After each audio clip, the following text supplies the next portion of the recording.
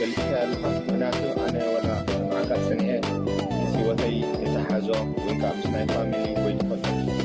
عرفت كلنا نهمنا وحدات بجو هزنا عبيت عبستات عدل تدكنا كان خعبت فلتات كانت يدلينا نوران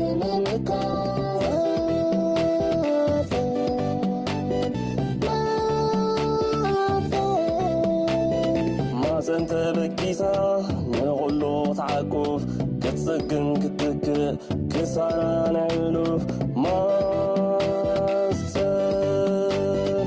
زنت بكيسا نغلو تعكوف بغلتو كله قصادة كمنا يا دماتن نغلو تترنا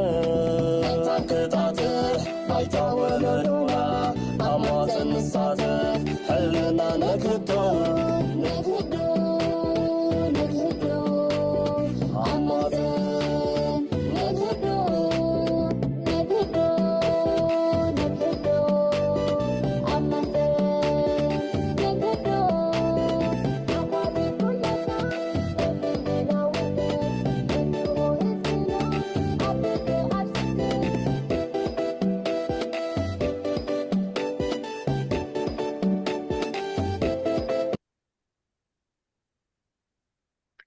سلام طعنان بزلهم وز خبركم تخاتلتي مدوات مهتن كمي تقنيو لو ما عنتون كمتي بزحلفة حمص مشات بسلام الرهبنا إلنا استفلا لنا يو تملسنا متنا كنا مالنا قصلتا نايتي بقدامي بزحلفة حمص زغبرنا يو مدب لو ما عنتون دكتور ستيفانوس بيتو أبزي مسانا أب ناي زوم ستوديو أب مسانا له قاشا نخوينو متنا له نخلايك زي فقادنيا خوينو ምናልባት ዝሓለፈ እዋን ምሳና ዘየምሰኹም ወይ ዘይነበርኩም ዶክተር ስቲፋኖስ መን እዩ እንታይ ኢኸ ምሂሩና ኸይዱ ንዝብል ኣሕፅር ኣቢለ ክነግረኩም እየ ዶክተር ስቲፋኖስ ቢተው ምሁር ናይ ባዮሜዲካል ሳይንስ እዩ ኣብዚ ሕጂ እዋን እውን ሳይኮሎጂ ወይ ስነ ልቦና የፅንዕ ኣሎ መምህር ናይ ሓፈሻዊ ጥዕና ወይ ድማ ሆሊስቲክ ኣፕሮች ሓፈሻ ምስ ጥዕና ወዲሰብ ዝተሓሓዝ እዚ ድማ ከምስ ስምዒታዊ ምሕደራ ኣመጋግባናን የእምሮናን ኣተሓሳስባናን ንዝብል ዓበይቲ ርእስታት ብናቱ ናይ ኣካዳሚ ቦታ ኣብ ቤት ትምህርቲ ጥዕና ንቕሓትን ዝምህር ዘሎ ኣብ ፍናን ኣፑን ከምኡ ዓይነት ስልጠናታት ዝህብ ዓብይ በዓል ሞያ እዩ ምሳና ኣብዚ ዘሎ ንሎማዓንቲ ዝሓለፈ እዋን ዝጀመርናዮ ዕላል ሒዝና መፂና ኣለና ኣብ ዝሓለፈ እዋን ጥዕና እንታይ ምዃኑ ብድሕሪኡ ድማ ጉድለት ጥዕና ካብ ምንታይ ይብገስ ኣመጋግባናን ጥዕናን ንዝብል ኣርእስታት ከምኡውን ብዛዕባ ኢንተርሚተንት ፋስቲንግ ሽኮራዊ ትሕዝቶ ዘለዎ ምግብታት ኣብ ጥዕናና ዘለዎም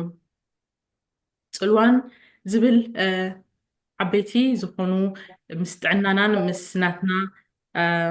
ኣእምራውን ስምዒታውን ድሕንነት ዌልቢንግ ማለት እዩ ዝተሓሓዙ ኣርእስታት ዕሙቕ ዝበለ ዋላ እኳ ምስቲ ግዜ ሕፅረት እንተደይበልና ፅቡቅ ዝኾነ መብርሂን ሞያዊ ኣስተምህሮን ሂብና ነይሩ ዶክተር ስቲፋኖስ ደጊመ ብስም ተዓዘብቲ ካልኣይ ግዜ ዕድሜና ክቤልካ ምምፃእኻን ነዚ ቃለ ምሕትት እዚ ፈቃደኛ ብምዃንካን ኣዝየ ምስግነካ ናብቲ ናይ ሎማዓንቲ ዕላልና ክንሰግር እንኳዕ ድሓን መፃኻ ወይል የቀነለይ ሳምሪ ኣነ እውን ብጣዕሚ ደስ እንዳበለኒ እየ መፅየ ስለቲ ዕድሜኹም ብሓቂ ብልቢ የመስግን ከምኡውን ስለዚ ኣቀራርባ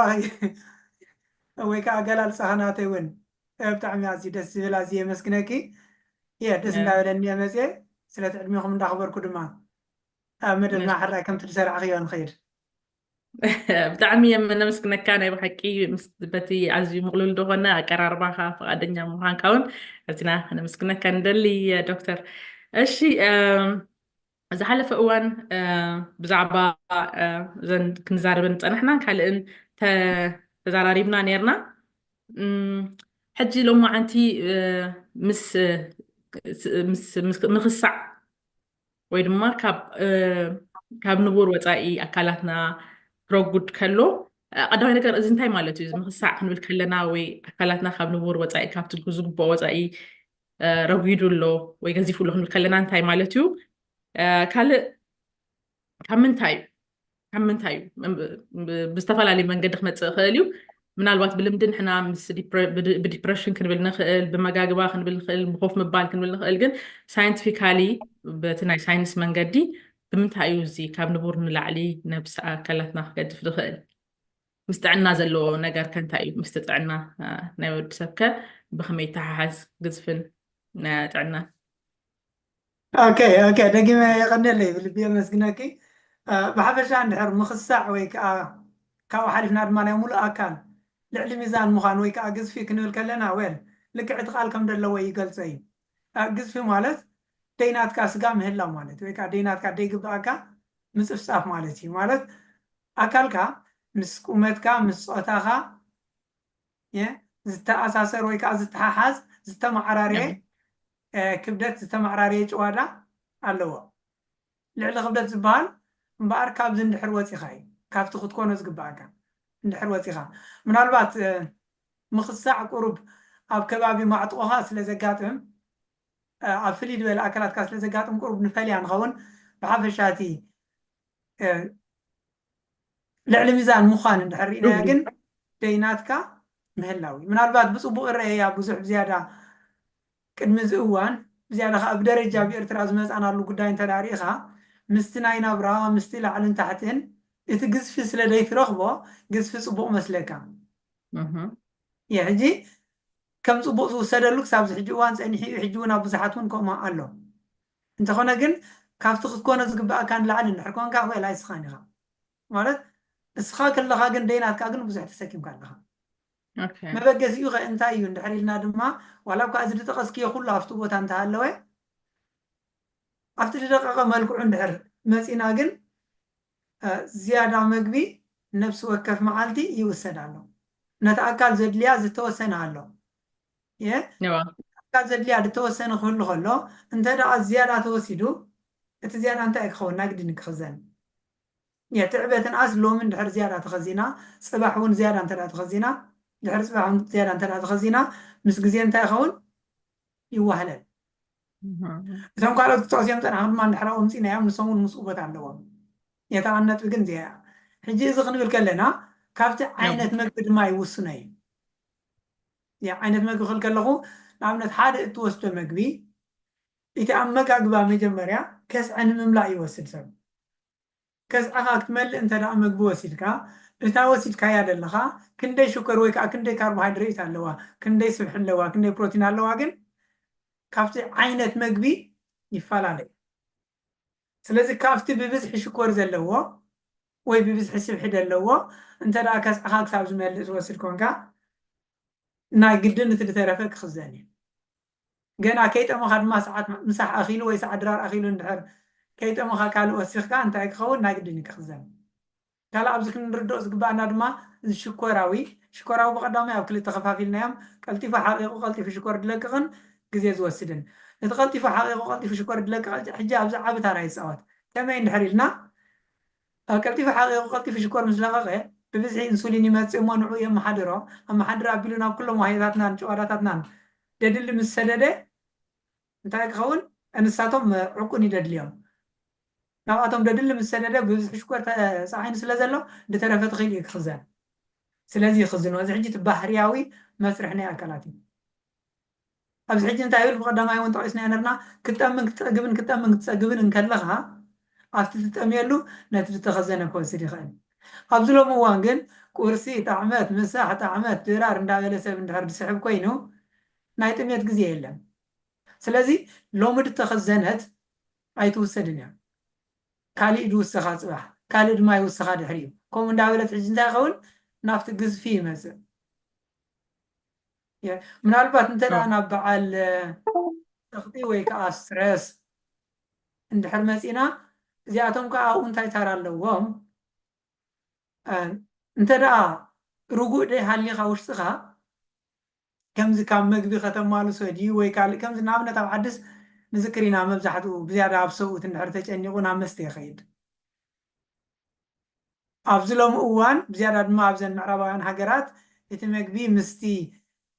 ናይቲ ፋብሪካ ኣሰራርሓን ገለን ናይ ነጋዶ ብዝኾነ ክንደይ መማቐርን ክንደይ ናይ ወልፍን ስለ ዘለዎ ኣዝዩ ሰሓቢ ስለ ዝኾነ ሰብ ክጭነቕ እንከሎ ናብ መግቢ እዩ ዝኸይድ ስለዚ ሕጂ ስትረስ ከመይ ገይሩ ናብ ከምዚ ዓይነት ልዕሊ ሚዛን ከም ንኣቱ ይገብረና ንድሕር ኢልና ወይ ሰብ ክጭነቕ እንከሎ ወይ ኣብ ፀቕጢ ኣብ ወጥሪ ክኣቱ እንከሎ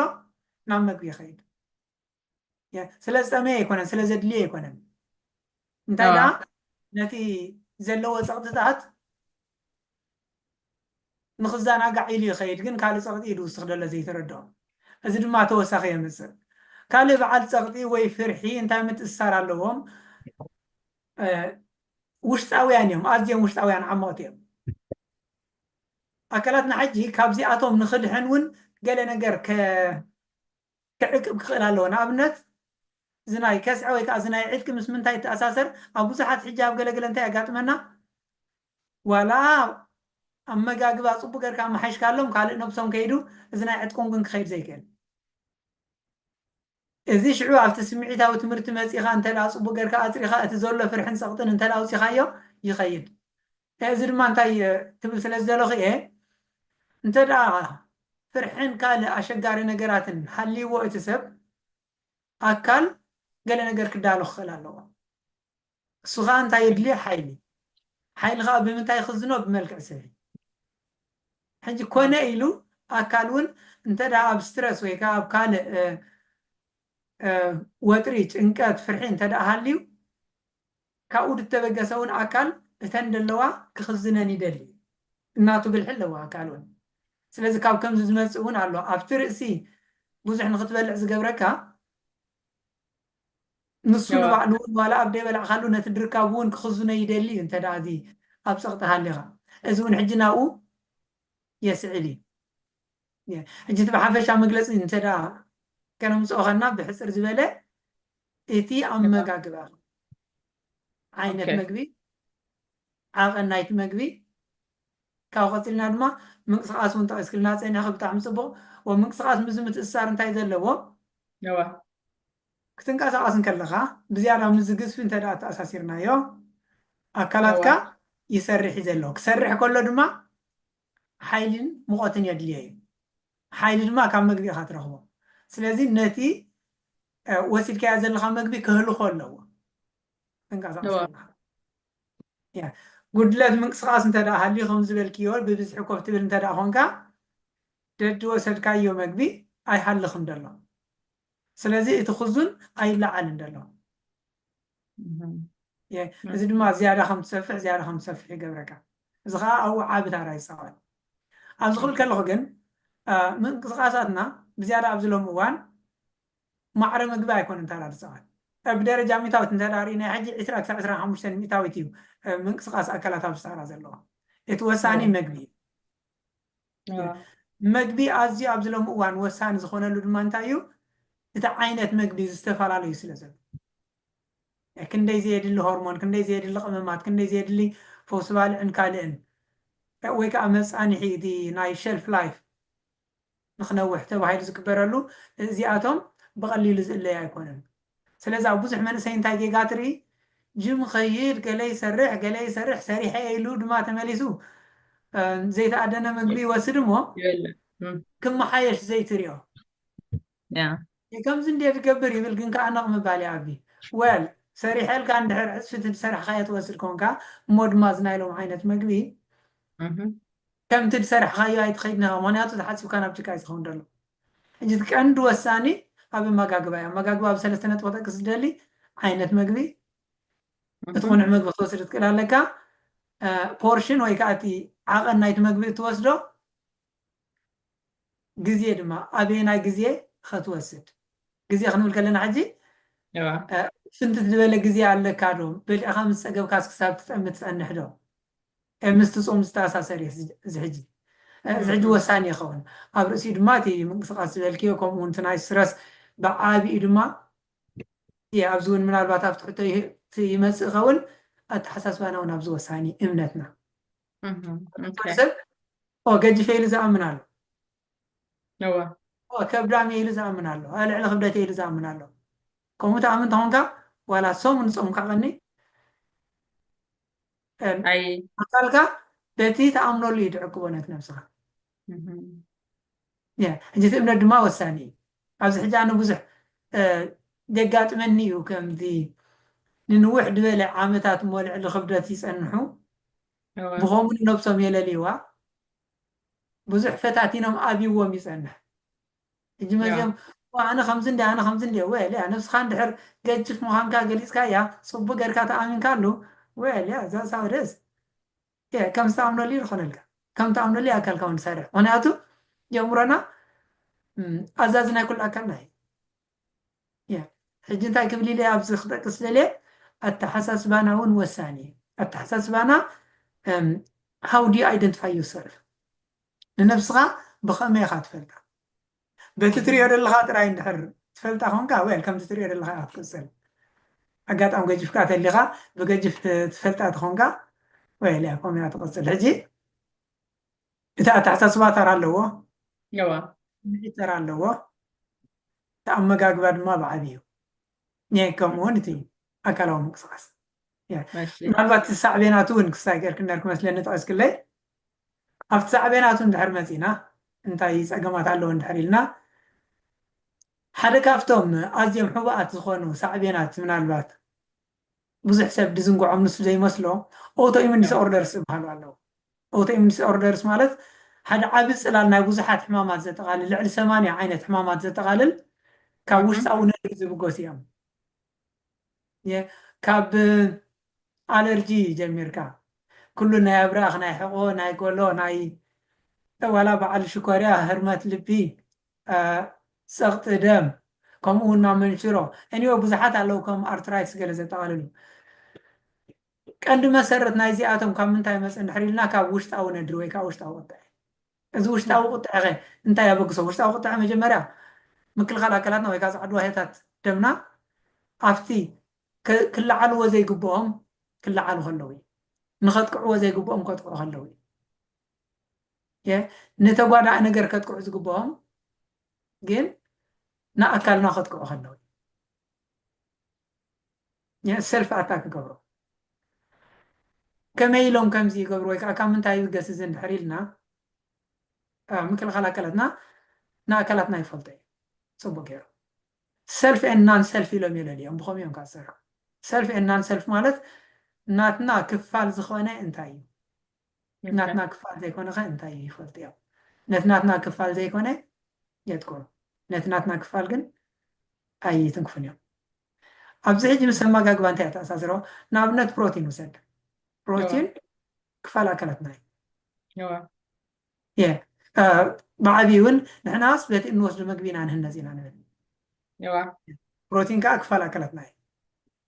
قال أوشت يسرح قال خم مقبين رخبة قل مهنتي ناي أوشت ناس لزلو بروتين مقبين توصل قال لها part of the self كفال أكلتنا سلزخونة يلا لي ويم ولا حتى أي كنت عنيهم إذن أيلومو بروتين قن حجاب جنان حز إتبهري أو بروتين دي إتبهري أو نحر ديكونا قن بغض تاي كلا لي ويم تدا تساوائي ويكا بعداوي يم كلها سلازي مقبي وسيلكا كنسخا قن يقطع له جينا في خبرتنا خمسة إذا زياد اللي خبرت زياد اللي عينة جانك بروتين زياد لي عينة كربوهيدرات ويكا كفالات ناي شكر زياد لي عينة ناي سبحتات أوش نانت ده اليوم مخا قال كافتون بحريا وين زي كونو نوش صغاب بأوروبا يقطعوه يتقطع أجزين ناصر إن نهارك مس خلوا حجي السفر على عينة مس جزية حضور حمامي مثلا زم حضور حمامات كم ذي اتسب مس حامي ويكاب عرات مستك أسه ويكاب سرح مس بخاري ويكا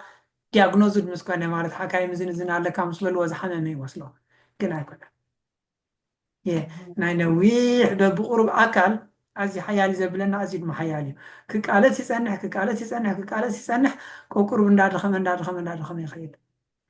ويل أزي مستخمات ملكات كوس يجمر حميمة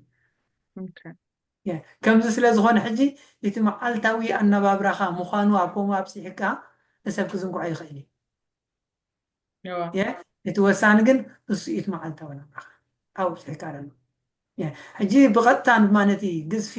ምስኡ ከነተኣሳስሮ እንድሕር ኮንና እንታይ ክንብል ንኽእል ግዝፊ ማለት ደይናትካ ክህሉ ዘይግብኦ ስጋዲ ጨዋዳዲ ስብሒዲ ካልእ ካልእ ዝተፈላለዩ ዓይነት ዘየድልዮ ቀመማት ኣለዉ ሓደ ኣብነት እንተ ደኣ ወሲድና ሕጂ ካብቲ ሳዕቤናቱ ክነምፅእ ሻምቆታት ደምና ኣለዉ ትገዝፍ እንተ ደኣ ሃሊኻ ምናልባት ወዲ ሰብ ብደገ ክርአ ከሎ ከስዐ ይገብር ካልእ ሰለፍ ይገብር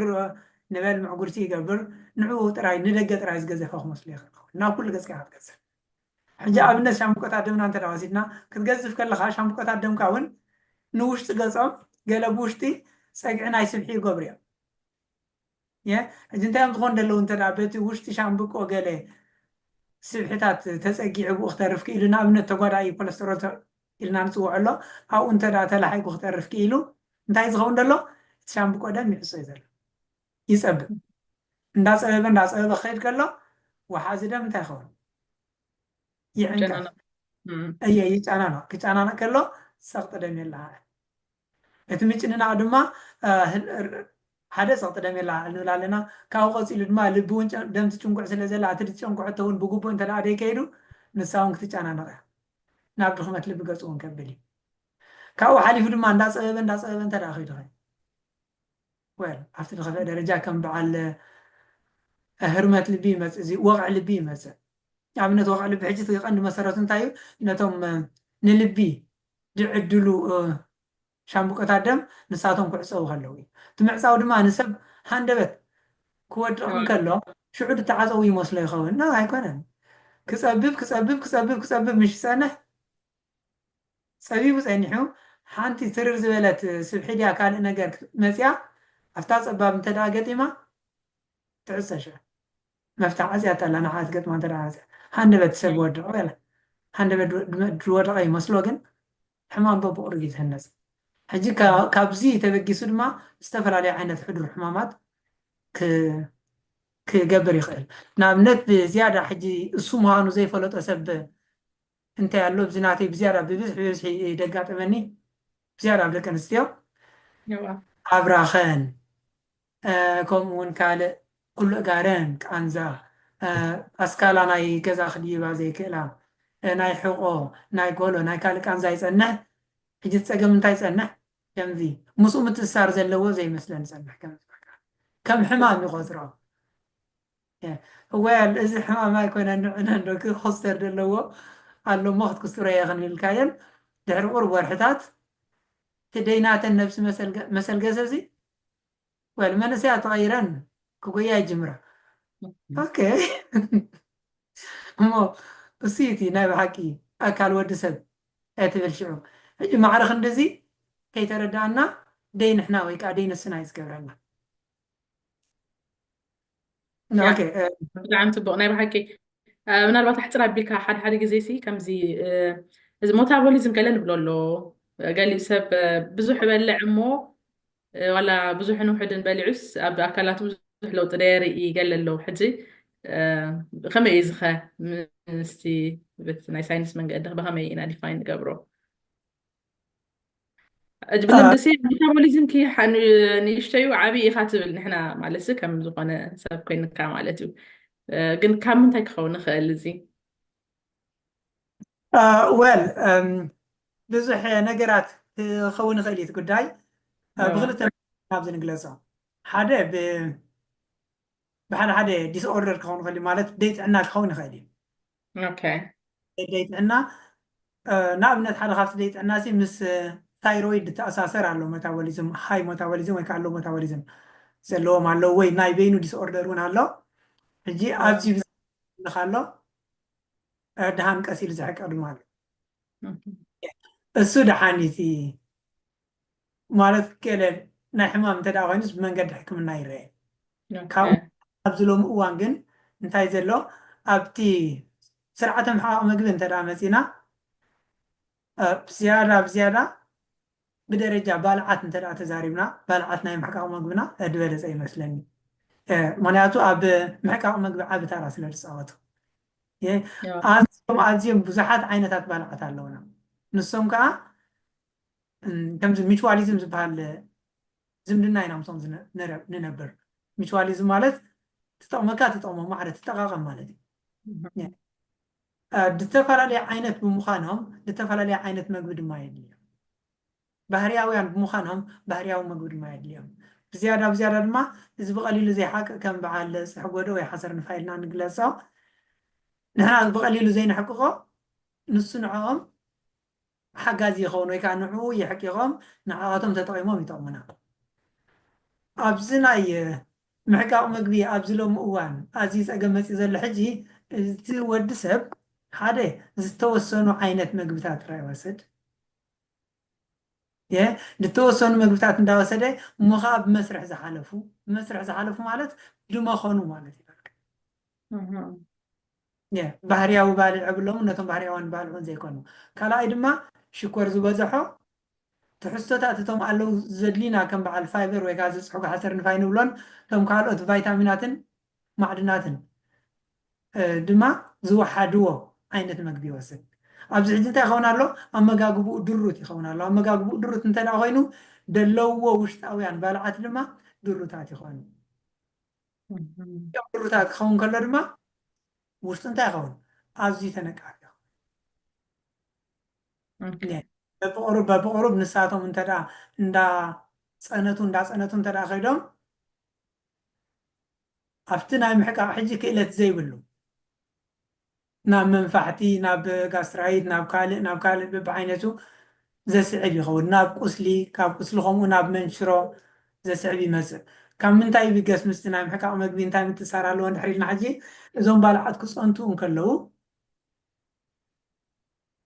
ነቶም ባልዓት ሓሊፉ እዚ ኩሉ ናይ እትወስዶ መግብን ንዕኦም ንምሕቃቅ ዝልቀቕ ምራቃት በብዓይነቱ ኣዝዩ ሓያል ኣሲዳት ከም በዓል ሓሞትን እንታይ ይኸውን ኣብ ደየድሊ ክፋል ኣካላትካ ወይ ከዓ ኣብቲ ተነቃፊ ክፋል ኣካላትካ ክተናኽፍ ይጅምር ኣብኡ ድማ ንዝተወሰነ ንውሕድ ዝበለ ግዜ እንተ ደኣ ይተናኽፍ ሃልዩ በብቁሩብ ናብ ቁስሊ ናብ መልሓኽቲ ናብ ካልእ የስዕብ እዚ ድማ ሕጂ እቲ ዲስኦርደር ይጅምር እቲ ደይ ምጥዓይ ይጅምር በብቁሩብ ግዜ እንዳወሰደ ድማ ናብ ካልእ ዝተፈላለዩ ዓይነት ሕማማት ክመፅእ ይኽእል ብዓብዩ በቲ ዳዓብየ ስእሊ ክንዛረብ እንድሕር ኮና እቲ ቀንዲ ነዚ እውን ኣብ መጋግባ ወይ ከዓ እትወስዶ መግቢ እዩ ዝውስኖ ምክንያቱ ብኡ እዮም ዝህነፁ ንኣብነት ኣብዚ ሎሚ እዋን ኣብዚ ኢሮጳ እዚ ኣዝዩ ሕፁብ ኣዝዩ መስሩሕ ኣዝዩ ዕሹግ መግቢ እንዳበልዐ ዝዓበየን ሓደ ንበል ኣብ ዓዲ ኣብ ኤርትራ ኣብቲ በረኻ ኣብቲ ሓመድ ኮለል እንዳበለ ሓመድ እንዳለሓሰ መግቢ እውን ንፈልጦ ባህርያዊ ድዩ ገለ ብዙሕ መስርሕ ከይሓለፈ ድበልዕ ሰብን ሓደ ዓይነት ባልዓት ከጥርዩ ኣይክእሉን እዮም ካብኡ ተበጊሶም ድማ ሓደ ዓይነት ሜታቦሊዝም ክህልዎም ኣይክእልን እዩ ካብኡ ተበጊሶም ድማ ሓደ ዓይነት ሓፈሻዊ ኩነታት ጥዕና ክህልዎም ኣይክእልን ፕሬዚዳንት ብረት እያ ዶክተር ኦኬ ካብ ምግብን ኣመጋግባን ካብ ኣርእስቲ ውፅኢልና ብዛዕባ እቲ ኣብ ናትካ ኣካዳሚ ትህቦ ስምዒታዊ ምሕደራ እንታይ እዩ እንታይ ደጠቃልል ስምዒታዊ ምሕደራ ወይ ምናልባት ምስ ኢሞሽን ዝተሓሓዘ ነገር እንታይ ማለት እዩ ምናልባት ኢሞሽናል ኢንተሊጀንስ እውን ንብል ኢና ብዛዕባ ናብ ዝቢልና ክንከይድ ኦኬ ስምዒታዊ ምሕደራ ክንብል ከለና እንታይ ማለት እዩ ብሓፈሻ መጀመርያ እቲ ስምዒት እንታይ እዩ ምናልባት ኣብ ኣካዳሚታት ወይ ከዓ ኣብቲ ስሩዕ ቤት ትምህርትታት ኣይረኸብናዮን ዓቢና ዋላ ክሳብ ካልኣይ ደረጃ ወዲ ዩኒቨርሲቲ ከይድ ከምኡ ዓይነት ትምህርቲ ዳርጋ ኣይትረክብኒ ኢኻ ምስ ከምኡ እቲ መሃይምነት ህልወና እዩ ኣብ ከምዚ ብደረጃ ሕብረተሰብና ጥራይ ዘይኮነስ ብደረጃ ዓለም እውን እንድሕር ተዛሪብና ኣብዚ መሃይምነት ኣሎ ኣብዚ ክንመፅእ ከለና እንታይ እዩ ነብሲ ወከፍ ደቂቕን ሰዓትን ግዜን እቲ ስምዒታት ኣሎ እቲ ስምዒታት ኣሎ እቲ ስምዒታት ክህሉ ከሎ ግን ማዕረ ክንደይ ተለልዮ ከተመሓድሮ እንድሕር ኮንካ ማዕረ ክንደይ ተለልዮ ኣብ ስምዒታዊ ምሕደራ እንድሕር መፂና ሕጂ መጀመርያ ናይ ገዛ ርእስኻ ካብኡ ድማ ናይ ደቂ ሰባት ምልላይ ጥራይ ደይኮነ ድማ እንታይ ከም እትእሳር ኣለዎ ምሳና ማዕርኽ እንደ ንኣብነት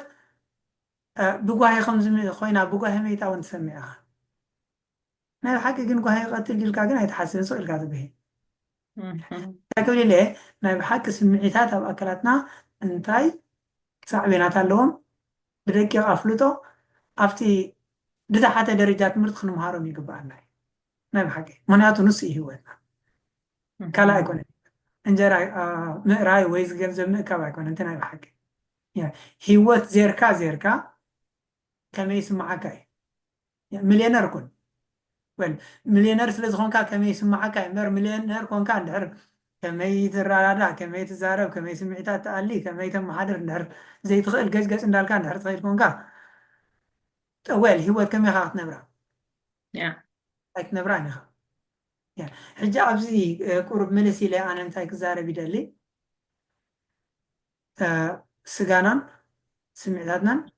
ሓሳባትናን ነንሕድዶም ተኣሳሲሮም ዝኸዱ እዚ ድማ እንታይ ንብል የእምሮና ልብና ሙሉእ ኣካልና የእምሮና ብሓሳብ ልብና ብስምዒት ኣካልና ብምሉእ ድማ ብሓይሊ ሓደ ሓሳብ ክትሓስብ ከለኻ ነቲ ሓሳብ መልእኽቲ ዘመሓላልፉ ሆርሞናት ይፈሪሞ ኣብ ሙሉእ ኣካላትካ ብኡ መጠን ስምዒታት ይዝራእ ብኡ መጠን ድማ ዝተፈላለዩ ዓይነት ስነ ህይወታውያን ስነ ቀመማውያን ተፈሪ ስለዚ ኣብ ዘድልዩ ዓይነት ስምዒታት ክትህሉ ከለኻ ኣብ ፀቕጢ ኣብ ወጥሪ ኣብ ጭንቀት ኣብ ፅልኢ ኣብ ካልእ ምምራርን ገለን ክትህሉ ከለኻ ካልካ ብናይ ስትረስ ሆርሞን እዩ ድመልእ ከም በዓል ኮርቲዞል ወይ ከዓ ኣድረናሊን ኢልና ንፅውዖም ብሓፂሩ ግን ብናይ ፀቕጢ ሆርሞን ይመልእ እዞም ናይ ፀቕጢ ሆርሞን እዚኦም ክህልው ከለዉ ኣብ ዑደት ደምካ ድማ ኣብዚ ግዜ እዚ ምህናፅ የለን ጥዕና የለን ዕብየት የለን እንታይ ዳ በቃ ጥራይ ኣብ ፍርሕን ጭንቀትን ኮንካ ንደገም ምዕዳው ስለዚ ኣብዚ ግዜ እዚ ኣካል ኣይትህነፅን እያ ኮነ ድማ እንተ ዳ ኣብ ከምኡ ስምዒታት ሃሊኻ ብቐሊሉ ትሓምም ብቐሊሉ ትጉዳእ ብቐሊሉ ተንፀርፅር ካብኡ ብዓብዩ ድማ ኣብ ደየድሊ ስምዒት ክትህሉ ከለኻ ወሓዚ ደምካ ናበይ ከይድ ናብ ማሕወርካ ምክንያቱ ኣብ ፍርሒ ኣብ ካልእ ኢኻ ደለኻ ክትገጥም ወይ ክትበኣስ ወይ ክትሃድም ኣለካ ናብ ማሕወርካ ይኸይድ ወሓዚ ደምካ ድማ ንኩሉ ዓይነት ውሽጣዊ ሓይልኻ ሒዙ እዩ ዝኸይድ ወሓዚ ደም ናብ ማሕወር እንድሕር ከይዱ ወል ናብ ኣእምሮ ዝኸይድ ዳኣክል ወሓዚ ደም የለን ኣሰብዕልና ዶ ንኸውን ምናልባት ክትሓርቅ ከተብል ከለኻ ርእስኻ ትሓምም ንምንታይ ትሓምም እንድሕር ኢልና ወል ዳኣክል ደም ኣይከይድኒ ደሎ ዳኣክል ደም ኣይከይድኒ ደሎ ማለት ድማ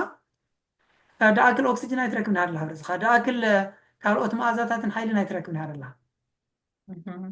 ኣብዚኣ ድማ እንታይ ኣላ ሽዑ ዳኣክል ሓይሊ እንተ ዳ ትረክብ ሃለኻ ኣብ ሓንጎልካ ወል ናይ ምሕሳብ ዓቕምኻ ይዳኸም ስለዝኾነ ድማ ሪኣክት ትገብር ወይ ከዓ ቅፅበታዊ ግብረ መልሲ ከይሓሰብካ ከየስተውዓልካ ፅባሕ ደጣዓሰካ ትዛረብ ወዲ ደጣዓሰካ እንድሕር ትዘረብ ወይ ከዓ ትገብር ሃሊኻ ኮ ስኻ ይነበርካ ናብቲ ግዜቱ ማለት እዩ እዚ ድማ ማለት ስምዒታውያን ተፈጥሮኣውያን ኮይኖም ንሓፂር ግዜ ነዚ ክንፃወር ኢና ተፈጢርና ኣብዚ ሎሚ እዋን ግን እቲ ፀቕጢ እቲ ጨንቂ እቲ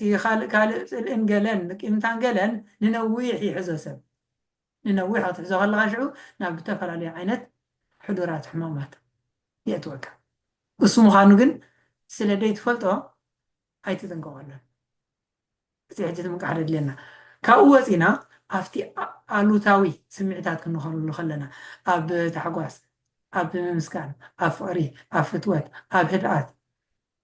ኣብ ኣድናቆት ክንህሉ ከለና ድማ ብኣንፃሩ ውሽጥኻ እንታይ ይኸውን ይረጋጋእ ይሃድእ ናይ ታሕጓስ ሆርሞን ንኣብነት ከም በዓል ሰሮቶኒን ዶፓሚን ገለልና ንፅውዖም ደምካ ይመልእዎ እዚኦም ከዓ ናይ ሰላም መልእኽቲ እዮም ዘመሓላልፉ ውሽጥካ ኣብዚ ግዜ እንታይ ይገብር ይሃንፅ ስርዓተ ምክልኻል ኣካላትካ ስርሑ ይሰርሕ ከፍርዮም ዝግብኦም ዋህያታት የፈሪ ስርዓተ ምሕቃቅ ስርሑ ይሰርሕ ዘድልዮ ነፅዕታት ይነዝዕ የሳንቡ ብግቡእ ትሰርሕ ልቢ ብግቡእ ትሰርሕ ካልኦት ኩሎም ብሓፂሩ ውሽጣዊ ስርሑ ይሰርሕ ኣካል ምክንያቱ ናብ ደገ ጥሙት የብሉን ወሓዚ ደም ናብ ይኸይድ ናብ ኩሉ ክፋላት ኣካላትካ ናብቲ ኣድላይ ዝበሃል እዚ ማለት እንታይ ማለት እዩ ንኣብነት እስኪ ብሓንቲ ሃገር ሞ ንውሰዶ ሓንቲ ሃገር ብደገ ትውርር እንተ ዳ ሃልያ ባጀት ናብ ቤተፍ ናብ ናብ ምክልኻል ደገ ናብ ሰራዊት ያ ናብ ሕርሻ ይኸይድ ናብ ትምህርቲ ይኸይድ ናብ ሕክምና ይኸይድ ናብ ምዕባይ ቆልዑ ምህናፅ ቆልዑ ይኸይድ ኣይከይድኒ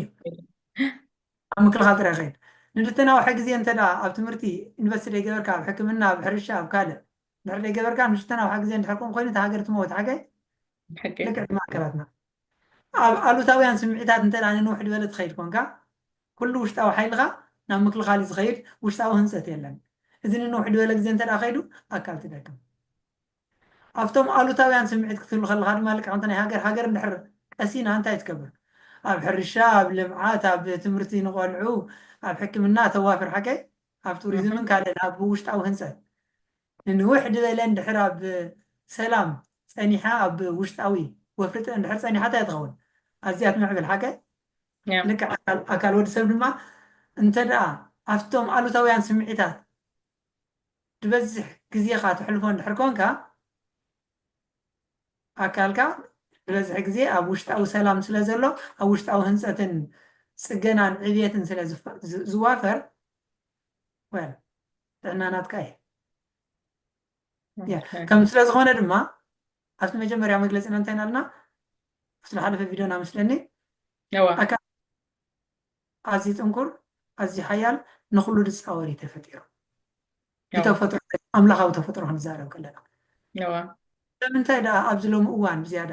በብዝሒ ሕማማት ይጥቃዕ ይደክም እንድሕር ኢልና ከምቲ ኣፋልጣ ጥዋ ኣይኮነን ዝነበር ያ ኣኽላ ምስለኒ ምናልባት ናይ ባሕቂ ፅቡቅ መግለፂ ዶክተር ካልእ እስኪ ካብ ተመክሮኻን ካብ ትዕዝብትኻን ገለ ካብቶም ንጥዕናና ጎዳእቲ ክነወግዶም ዘለና ብቐዳማይ ብዛዕባ ክነወግዶም ዘለና ኣመጋግባ ርኢና ነርና ፈፂምና ክንበልዖም የብልናን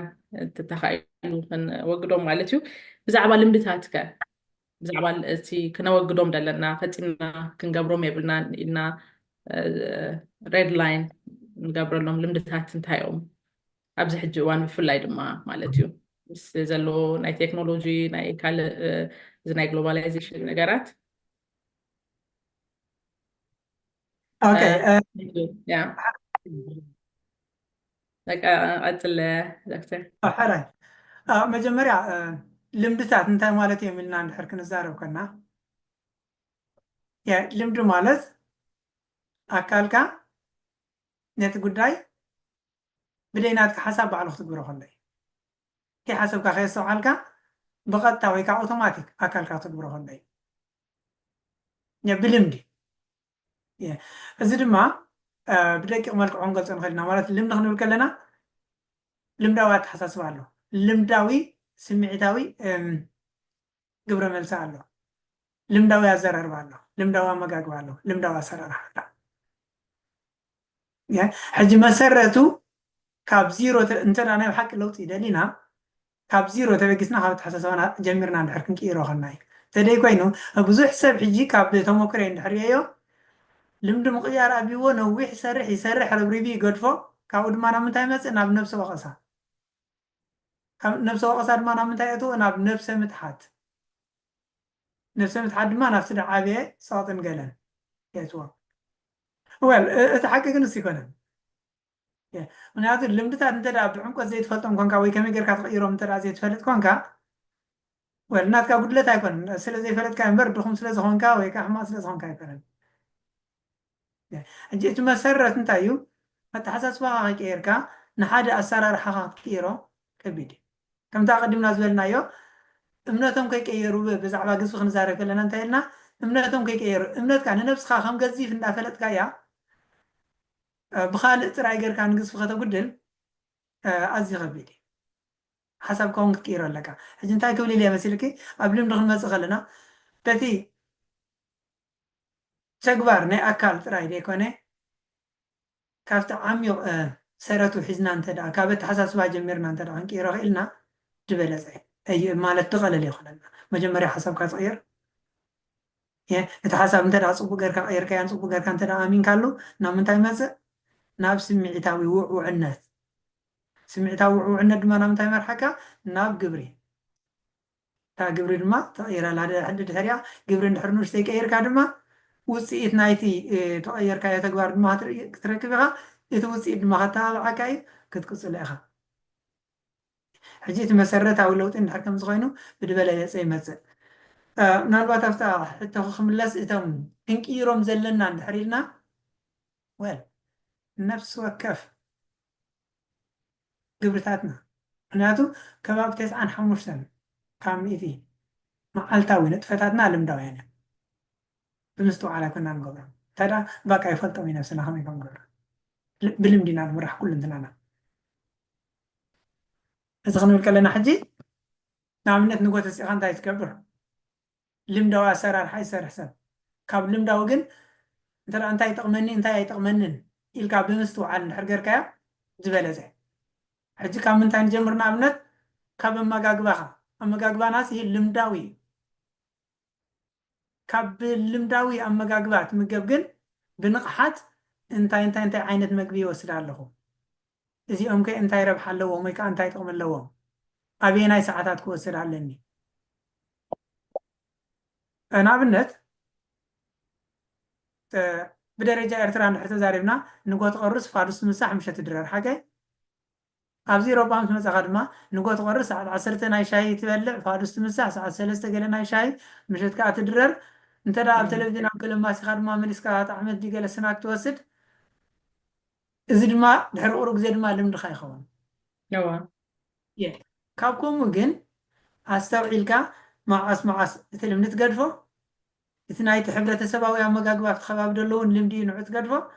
ኦኬይ ብንቕሓት ሽዑ ሰዓት ክንደይ እንታይ ዓይነት መግቢ ክእል ኣለኒ እንታይ ክትገብር ዘለኻ ክንዲ በቲ ዝለመድካያ ስእልካ ትምገብ ኣስተውዒልካ በቃ ናይ ገዛ ርእስኻ ኣነዚ መዓስን እንታይ ዓይነት መግቢ ንክበልዕ ደለኒ ሓይሊ ዝህበኒ ዝጠቕመኒ ዘይከብደኒ ዘየድክመኒ ልዕሊ ዓቐን ዘይኮነኒ ወይ ከዓ ዘየግዝፈኒ ኢልካ እንድሕር ከለካ እቲ ልምዳዊ ኣመጋግባ ትቕይሮ ኣለኻ ልምዳዊ ግብረ መልሲ ንኣብነት ካብ ኣዘራርባኻ ጀሚርካ ንኣብነት ኣብ ሓዳር ብዙሕ ፀገም ይመፅእ ሓገይ ኣብዚ ኣነ ዝብሎ ካብ ብዙሕ ድረኽቦ ደቂ ሰባት ብዝያዳ ኣብ ሰብኣይን ሰበይትን እንድሕር መፂና ከምዚ ዓብ ነገር ዝባዳደሉ ገለ ኮይኑ ይመስለና ኸውን ብዝሒ ክንርኢ ከለና መበገሲ ግንስ ይኮነን ገርበቂ መበገሲ እንታይ እዩ ኣብቲ ንኣሽቱ ነገራት ብምስትውዓል ግብረ መልሲ ትህብ ናብ ፍታሕ ዘተኮረ ግብረ መልሲ ክንዲ ትህብ ቅፅበታዊ ግብረ መልሲ ትህብ ፅባሕ ደጣዕሰካ ሽዑ እንታይ ይኸውን ተን ንኣሽቱ ጌጋ ይድመራ በትን ብክልቲኡ እንዳሰፍሓ ይኸዳ እቲ ቂምታታት ጌጋታት በደላት እንዳተደመረ ከይድ ከሎ ማዕሮ ማዕሮ እንታይ ይኸውን ፍቅሪ እንዳጎደለ ይኸይድ ምክንያቱ ኣብ ሓደ ክልተ ስምዒት ከተሰማቕራ ይትኽእልና ነበር ቂምታ ከሎ ፍቅሪ ኣይክህሉን እዩ ሕርቃን ከሎ ፍቅሪ ኣይክህሉን እዩ ሽዑ እንታይ ይኸውን እንተዳእቲ እቲ ነናኣሽቱ ናይቲ ብሓንሳብ ስለ ዘለካ ዘሎ በደላት እንድሕር ኣብ ግዜኡ ኣስተውዒልካ ስምዒትካ ተቆፃፂርካ ከምቲ ክትምልሶ ዝግባእ ትደሊ እንድሕር ደይመለስካ ከምቲ ክትህቦ ዝግባእካ ግብረ መልሲ እንድሕር ደይሃብካ በቲ ልምዳዊ ቅፅበታዊ ግብረ መልሲ እንድሕር ትህብ ኮንካ እንታይ ገብር እዚ ይዋህለል ሽዑ ጥዕምታ ድሕርካ ነቲ ገለ ከምዚ እንዳ ትገበረት ከምዚ ድገበረ ከምዚ ድብል ክድመር ከሎ ክዋህለል ከሎ እቲ ፍቅሪ ድማ እንታይ ይኸውን ማዕረ ማዕሪ ይትሕት እቲ ይትሕት እቲ ይልዕል እቲ በደላ ድማ ሽዑ ህልላኽ ተሓዊስዎ ድማ እንታይ ይኸውን እንዳዓበየ ይመፅእ ከምዚ ምስ ተበርጀነ ስለትሪኦ ወይ ከዓ ምስ ዓበየ ስለትሪኦ ዓበይቲ በደላት ይመስለካ መበገሲ ግንስ ይኮነን ሕጂ ናብ ምንታይ ክመፅእ ስለ ዘለኸ ካብቲ ልምዳዊ ኣዘራርባ ልምዳዊ ግብረ መልሲ ይድብገስ መብዛሕትኡ እዚ ማለት ዓበይቲ በደላት ዝገብሩ የለውን ወይ ከዓ ዝገብራ የለዋን ማለት ኣይኮንኩን ሽፍን ኢለ ኣይኮንኩን ከምኡ ክጋጥ ኣብቲ መብዛሕትኡ ግን መበገሲ ውስ ይኮነን መበገሲ ኣዝዩ ንኣሽቱ ኣዝዩ ደቀቕቲ ኣብ ግዜኡ ክፍታሕ ዝግብኦ ብሰንኪ ልምዳዊ ኣዘራርባ ልምዳዊ ስምዒታዊ ግብረ መልሲ ዝመፀ እዩ ካብዚ ተበጊሱ ድማ ኣብ መወዳእቱ ዓብይ ነገር ይኸውን ክሳብ ናይ ናብራ ምፍልላይ ክሳብ ምስ ደቅኻ ብዙሕ ክስታ ይኸውን ሕጂ ናብታ ልምዲ ኢና ክንምለስ ልምዳዊ ኣተሓሳስባኻ እንድሕር ክትቀይር ክኢልካ ልምዳዊ ግብራዊ መልስኻ እንድሕር ክትቀይር ክኢልካ ልምዳዊ ኣዘራርባኻ እንድሕር ክትቀይር ክኢልካ እዚ ከዓ እቲ ናይ ብሓቂ ክንቀይሮ ዝግባአና ንኣብነት ወል ኣነ ሓራቂ እያ ኣነ ከምዚ እዛ ከምዚኣ ብጣዕሚ እያ ትሕርቐኒ ይብል ሰብ ወል ክትገድፈኩም ትኽእል ኢኻ ትምሕራ ክትቀይሮ ትኽእል ኢኻ ብቐጥታ ክትቀይሮ ትኽእል ኢኻ ማለት ልምዲ እዩ ቁሩብ ክቃለሰካ እዩ ኣገለገለ ቴክኒካት እውን ኣድልየካ ኸውን ቁሩብ ምፅማም ኣድልየካ ኸውን ግን እቲ ምሕራቕ ለሚድካዮ ኢኻ እቲ ምሕጋዝ እውን ክትለምዶ ትኽእል ኢኻ ማዕረ ማዕረ እዩ ስለዚ እንዳለለናዮምን እንዳወገድናዮምን ኣካላትና እውን ኣእምሮና እውን እንዳነገርናዮ ማለት እዩ ክነወግዶም ከም ዘለና መስርሕ እዩ ናይቲ እቲ መስርሒ ሕጂ ብዙሕ ወልፍታት ምናልባት ምስ ልምዲ ኢልና እውን ናብ ወልፊ እውን ክንከይድ ንኽእል ኢና ካብ ወልፊ ኣብ ነገት ልምዲ ኮ ወልፊ እዋ ምናልባት ወልፊ ተባሂሉ ዝግለጽ እኮ እዞም ሕብረተሰብ ቅቡል ዘይኮኑ ከም በዓል ሽጋራ ንበሎ ወይ ካልእ ዘየድሊ መድሃኒታት ወልፊ ተባሂሉ ካልእ ሽም ይህልዎም ግን ኣብቲ ኬሚካላዊ ኣሰራርሓ ናይቲ ኣካል እንድሕር መፂና ንኣብነት መግቢ ምብላዕ ምቁራፅ ዳኣብየን ክንደይ ኣጋጢመናኒ ልምዲ ኢልካ ክትገልፆ ትኽእል ኢኻ ወልፊ ኢልካ ክትገልፆ ትኽእል ኢኻ ሓደ ዘጠቓልሎ there is a chemical pathway for that there is a release of dopamine for that ንኣብነት KFC ናይ KFC መግቢ ዝለመደ ሰብ ቀፃሊ ዝመላለስ ኣሎና ልምዲ እዩ ወልፊ KFC ናይ KFC መግቢ ክወስድ ከሎ እንታይ ዓይነት ዶፓሚን ኣካላቱ ሪሊዝ ዝገብር ዶፓሚን ከ ኣብቲ ፕሌዠር ሰንተር ኣትዩ እንታይ ዓይነት ባህታ ይህቦ እዚ ኳይቲ ኬሚካል ፓዝወይቲ ወልፊ ዘትሕዘ ደሎ ውሽጡ ሕጂ ዋላ ሓንቲ ዝፈላለ ነገርሲ የብሎምን በጀካቲ ወልፊ ብሕብረተሰባዊ መንገዲ ስለ ዘይፍቀድ ጥራዩ ከም ግን ኣይዝበሃል እምበር ኩሉ ሂወትና ልምዳዊ እዩ እንቅየር እንድሕር ኮና ድማ ሓንቲ ክትቕሳስ ዘሊ ኣዌርነስ ማለት ኣዌርነስ ክብል ከለኹም ኣብ ነፍሲ ወከፍ ግዜ እንታይ ትገብር ኣለኻ እንታይ ትሰርሕ ኣለኻ እንታይ ዓይነት ግብረ መልሲ ትገብር ኣለኻ እንታይ ክትቀይር ግባእካ ብንቕሓት ብምስትውዓል ተደኣ ትገብር ሃሊኻ ሽቲ ደየድሊ እንዳገደፍካ ደድሊ እንድሕር ትገብር ኮንካ ደድሊ እንድሕር ትገብር ኮንካ ገርመኪ ንሱ ድማ ልምዲ እዩ ትፅቡቅ ከዓ ልክዕ ከምቲ ነቲ ሕማቅ ለመድካ ከምኡ ክትለምዶ ትኽእል ኢኻ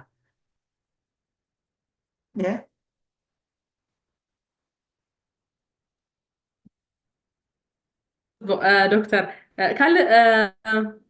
ብዛዕባ ኣእምሮና ኣተሓሳስባን ትምህርካ እሞ ኣበርክቶ ኣተሓሳስባና ኣብ ኣካላዊ ጥዕናና ማዕረፍ ዝፅልዋ ኣለዉ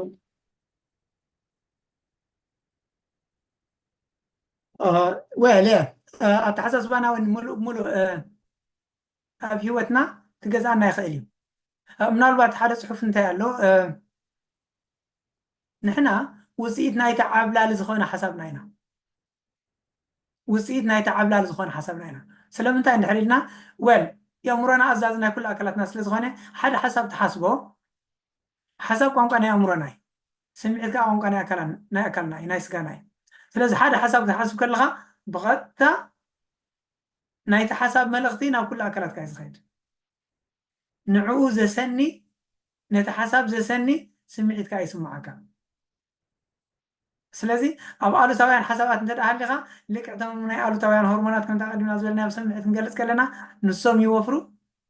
ኣብቲ ኣሉታዊ ስምዒት ሃለኻ ኣብቲ ኣሉታዊ ስምዒት ክትህሉ ከለኻ ድማ እንታይ ዓይነት ሆርሞን ይፈርዩ እንታይ ዓይነት ህንፀት ይካየዳ ውሽጥና ድማ ልክዕ ማዕረ ማዕረ ይኸይድ ብከምዚ ንረኣዮ ወይ ከዓ ክቐልልና ንኣብነት ሓንቲ ህንፃ ኣላ እቲ ኣካል ህንፃ ንበሎ ነዛ ህንፃ እዚኣ ክትህነፅ እንተደኣ ኮይና ጥረ ነገራት የድልያ ሽሚንቶ የድልያ የማን የድልያ ካልእ ብሊኮትን ገለን የድልያ ወይ ከዓ እዚ ተንዲኖን ገለን የድልያ ፅሩይ ነገር ኣካል ድማ እቲ ጥረ ነገራት ብሉፅ መግቢ የድልያ ነዚ ጥረ ነገራት እዚ ዝሃንፅ ኣብ መዓላ ዘውዕል ግን ሓሳብ እምሮ የድልያ ልክዕ ከምቲ ነታ ሃንፃ ክኢላ ኢንጂነር የድልያ ሓገይ ብደይ ክኢላ ኢንጂነር ፅቡቅ ኣይትነፅእና በቃ ኣእምሮና ድማ ኢንጂነር ናይቲ ኣካል ንውሰድ ደሞ ዋላ እቲ ኣሎ ዝበሃል መግቢ ወሲድካ ንዕኡ ከኣልን ከመሓድርን ዝኽእል የእምሮካ ክህልወካ ኣለዎ ምክንያቱ እቲ ትእዛዝ ካብኡ ስለ ዝምቀስ ምናልባት ሓሳብና ሕጉል ኣይረአኒ ኣይተሓዝኒ ኣይድህሰስኒ ስለዚ ከነቃልሎ ንኽእል ኢና ከምዛ ቀዲመ ዝጠቀስኩ እውን ኣብቲ ስሩዕ ትምህርትና እውን ኣይተምሃርና ኢና ኣብ ዕድሜና ስለዚ ከነቃልሎ ንኽእል ኢና እንተኾነ ግን ሓሳብ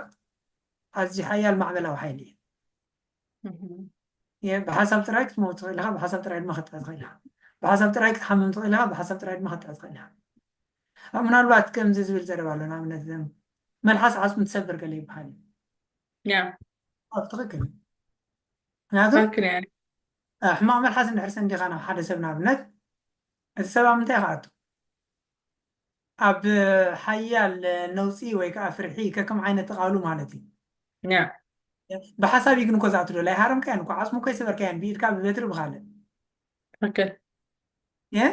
ትኽእልካ ሓንጎል ኢኻ ትንክፈ ኣለካ ካብ ሓንጎልካ ኣልቡ እቲ ሓሳብ ንስምዒትካ ይፀልዎ ብቐጥታ ንልብካ ይፀልዎ ልብካ ድማ ንሙሉእ ኣካላትካ ይፀልዎ እቲ ስምዒት ብኡ መጠን ክሳብ ዓፅሙ ክሰብር ዝኽእል ዓይነት እዩ እዚ ከዓ ሓይሊ ናይ ምንታይ ደርየና ሓይሊ ናይ ኣእምሮ እዩ እታ ቃል ዝተሰንደወት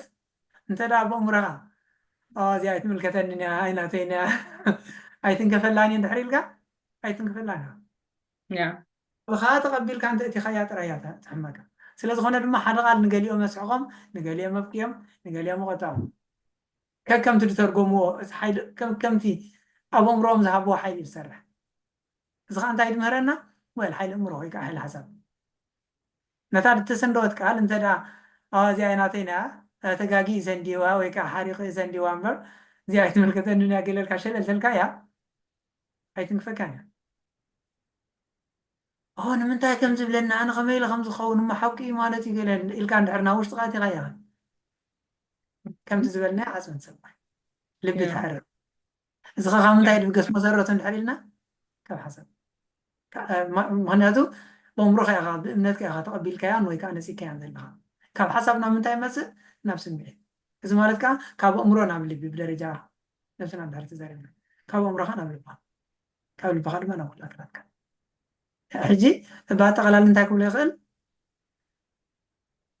የእምሮ እቲ ጥበብ ዝሓዘን ኣካልና ኩሉ ጥዕናና ክሃንፅ ዝኽእል ከምቲ ተፈጥሮና ብሓፂሩ ብዘይ ዝኾነ ሕማም ክንነብር ከም ንኽእል ዝገብረና የእምሮ እቲ ጥበብ ብሓሳብ ማለት እዩ ልቢ ብስምዒት ኣካል ብሓይሊ ነንሕድሕዶም ተወሃሂዶም እንተ ክኸዱ ክኢሎም ኣካል ክህነፅ ዝኽእል ወይ ከዓ ጥዕና ክትረክብ ትኽእል በበይኖም እንድሕር ኮይኖም ግን ወይ ዘርም ዘርሞ ትኸውን ናይ ብሓቂ ከምዚ ዝበልካዮ ኣብ ብዙሕ ምስትውዓል ዘድልየ እዩ ኣብዚ ኣነባብራና ኣብ ባህላውና ኣሎ ሓንቲ እድቢ በይናይ ተጣርዐኛ ይበሃል ሕጂ ኩሉ ከዓ ነናቱ እንዳተደጋገፈ ዝኸይድ መስርሕ ናይ ሂወት እዩ ንሓንቲ ገዲፍካ ንሓንቲ ክንገድፎ ንሓንቲ ጥራይ ሒዝና ክንዓቢ ኣይሕሰብን እዩ ብኩሉ መንገዲ ኣስተውህሎ ክህልወና ኣለዎ ከምዚ ክትብለና ዝቐንኻ ዝሓለፈ እዋንን ኣብሎም ማለት እዩ ናይ ብሓቂ ፅቡቅ ኣስተምህሮ እዩ ዶክተር ናይ ብሓቂ ነመስግነካ ኣብ መወዳእታ እስኪ ምናልባት ሰዓትና ኣኺላ ኣላ ኣብ መወዳእታ ከተመሓላልፈልና ትደሊ መልእኽቲ ተሃልዩ ብኡ ክንወድእ ወልያ ከም መሓላልፎ ዝደሊ መልእኽቲ እንተሃልዩ እንታይ ክብል ክእል ሂወትና ኣብና ኣብራና ዝምልከስ ቤት ክንከዶ ዝግባአና ባህርያዊ መንገዲ እንተዳ ክንከይድ ክኢልና ወል ድኹማት ኣይተፈጠርና ዘይንኽእል ኣይተፈጠርና ንሕማማት ዘይንፃወር ኣይተፈጠርና ስለምንታይ ዳ ንሓምን ስለምንታይ ዳ ንደክም እንድሕር ኢልና ግን ወል ካብቲ ባህርያዊ መንገዲ ወፂና ምናልባት ጥዕና ካብ ኣምላኽ እዩ ኢልና ንዝምር ኢና ኩሉ ሰብ بدرجة عالم نحن تزاري ناس لعل 85 كم مئتي حزب عالم أمانية هايمانوتي فعلا لكن أمانية إذا أخلو تعنها أملاخ يزيد والما تعنها أملاخ تلك الغابة من قد أملاخ تتخيل ده نعم نزم قالوا طبعا سمعتات نقول لهم نحن أو كل هايمانوتات نمسا هاي أمنا لهم من قد أملاخ يكون قيمتا قطع حركان سلي إذا خلو من قد أملاخ يكون نفضينا ما قاقبان حرمتنا ون فرمريت زي فريون فري أملاخ يكون سبب سنة عايز خندر فرمريت عند حركين بغض تايتين هاي بحق بحرياوي كنت بحرياوي فتاة أتحسس بأنا أول مسؤول يتخيل مالت تقولوا تتعيتي سلام تفقري تمتحق قازة السنين يتأمنت يتمن قدام لها تحسس بقى مثلا كان مثلا وزينا حجن تاكب لدى اللي بحسر زبالين بيتي كنا برولوز قبعنا بحرياوي أنا بابران لكن نبرك إلنا كم تخن كونو نخيلك نكون نخيلنا كم تخن نبرو نخيلك نبر نخيلنا بغليلو هيك مسندحنينا تلازم عندنا انتهت لنا نقحات كيف قال لهم نال بازنا هيك نسبر اقلال سنه نقحات كم ندير لهم نقحات اب نفس وكف تقبرو نجر بالمدي دي خاط قبرو زلها ويس بمستوعب سلازل المركز سلازل فتخيو نغزي ده سلازل لك هاد قبرو زلها ويس استوعب تاسلز طماكا حجي نفس وكف نقبرو نفس وكف نمقبو نفس وكف نزارب ونحسبه ويكا سمعت او قبرو مثلا هو النحر بمستوعب كيدنايو هو تكوي جمر أسئلة كم زخنا نستوعب اللي يلعبه زين خا أبزلهم وان دلنا من ساعة اوكي بتعم تبو دكتور ستيفانوس بيتو امين بزي مسانا خلتسمون نخلتس حاموس موياوي استمهرو كتبنا قنيخا بس تعنا أمرون أكلاتن بس كله سمعيتاوي تعنان التأساسر مالتيو سمعتنا دماغ هبسي كابا جميركا in fact بزح تمرتي وسيدهم كوخونو امنتو لنا and أبزي نايلوم معانتي مدبنا وانا أبزي آخر ندينا ساعتنا أخيلو له زخبركم سماعتنا تحتاتلتنا لو معانتي عدالينا لكم نبرنا مدب أبزي ودينا لنا زمت زلو حموس بخالة حستو خنا الرحبينا كساب شعو سلام كنا يعني لنا اوكي سناكنا يا مسكنك سامروهم وين كلهم عبالات محسن كون كلهم تحتات سنة نعم اوكي سناكنا عزينا أنا مسكنا كان إحنا بشم تحتاتلتنا بشم عبالات محسنن عزينا أنا مسكنا كا يعني